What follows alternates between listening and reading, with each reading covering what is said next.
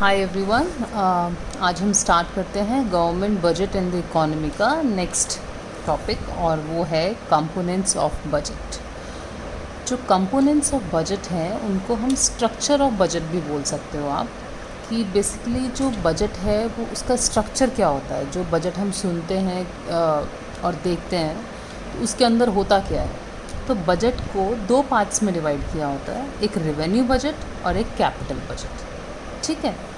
अब इसमें से रेवेन्यू बजट का मतलब ये होता है गवर्नमेंट की ऐसी इनकम जो रेगुलर बेस पे गवर्नमेंट के पास आ रही है और गवर्नमेंट उनको कहाँ कहाँ खर्च कर रही है, इसे बोला जाता है रेवेन्यू बजट। अब हम आगे पढ़ेंगे ऐसी कैसी इनकम्स हैं जो गवर्नमेंट की रेगुलर आती रहती हैं। ठीक है। और कैपिटल बजट जो होता है वो ये बताता है कि हमारी गवर्नमेंट के it deals with capital aspects of government budget.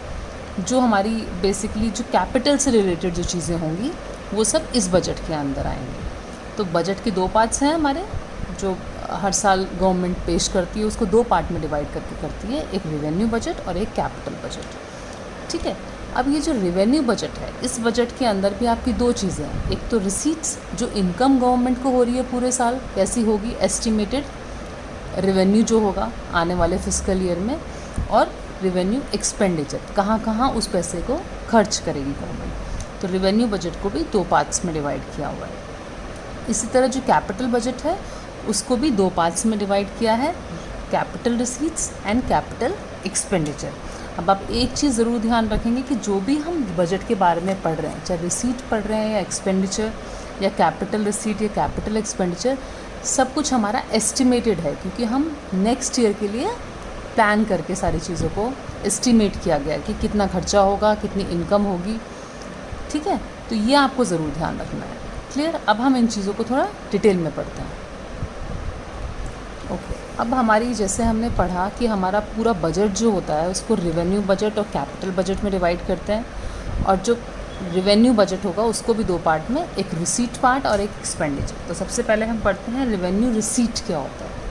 Revenue receipt में आप वो वाली इनकम्स लेंगे, वो वाले रेवेन्यू लेंगे गवर्नमेंट के, they are regular and recurring. Recurring का मतलब होता है जो बार बार रेगुलर बेसिस पे होते रहती है इनकम जो गवर्नमेंट को होती है, तो उसको बोला जाता है रेवेन्यू रिसीट वाली incomes. They are regular and recurring in nature.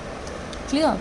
Second, ये जो रिसीट होती हैं, जितनी भी इनकम है, आपको ये ध्यान देना पड़ेगा आइटम वाइज कि वो जो लिखा हुआ है, जो इनकम गवर्नमेंट की लिखी है, that neither create any liability, यानी कि उससे गवर्नमेंट को कोई लाइबिलिटी क्रिएट ना हो।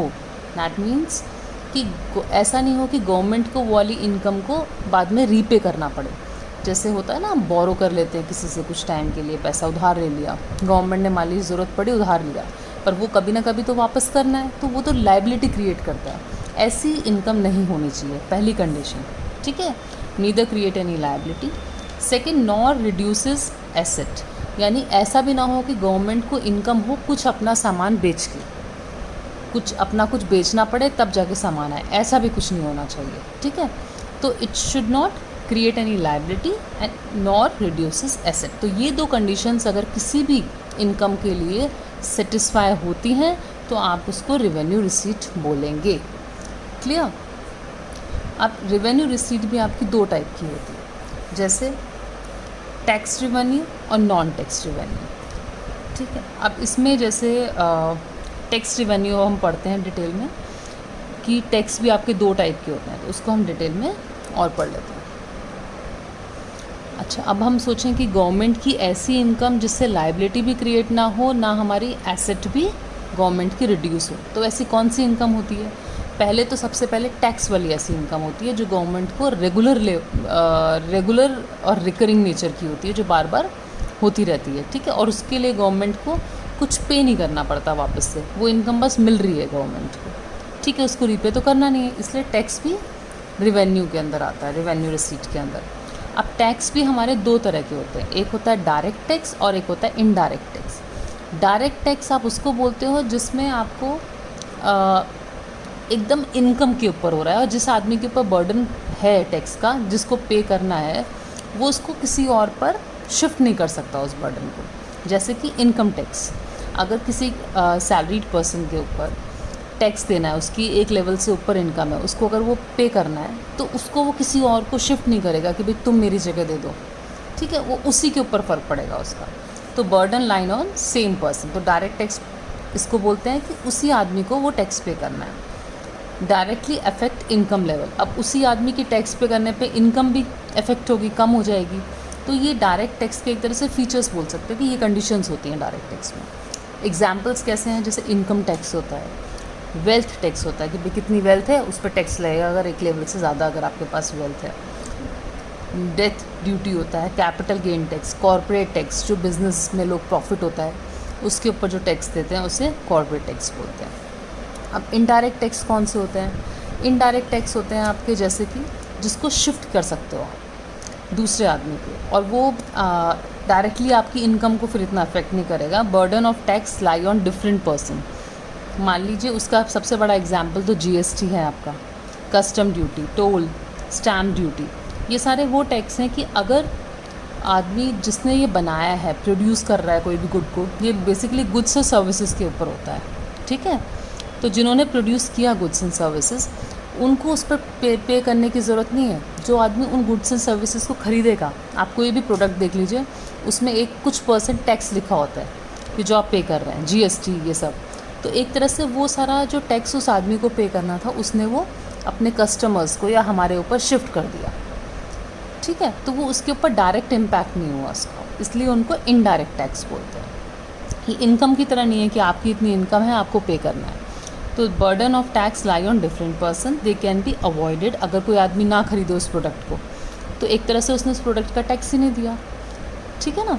तो इसकी example GST, custom duty, toll and stamp duty. तो ये हमने टैक्स वाली इनकम पढ़ ली कि टैक्स वाली इनकम कहाँ से गवर्नमेंट को आती है, डायरेक्ट और इनडायरेक्ट वाली। एक होती है नॉन टैक्स रिवेन्यू, कि ये भी रेगुलर नेचर का होता है, लेकिन कौन सा ऐसी इनकम है जो रेगुलर हो रही है बट वो टैक्स वाली इनकम भी नहीं है।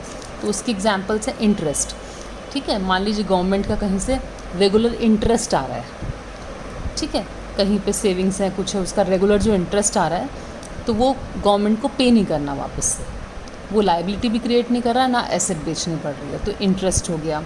प्रॉफिट एंड डिविडेंड, जितने गवर्नमेंट के शेयर्स या कुछ हों उस पर जो डिविडेंड मिल रहा हो गवर्नमेंट को, ठीक है। फ़ी, अब आप बहुत सारे लोग इंपोर्ट फ़ीस जो गवर्नमेंट के पास आती हैं, या इतने सारी चीज़ों का रजिस्ट्रेशन होता है, व्हीकल का हो, हाउस का हो, वो सारी इनकम गवर्नमेंट के पास आ रही है, ये रेगुलर नेचर की इनकम है गवर्नमेंट की।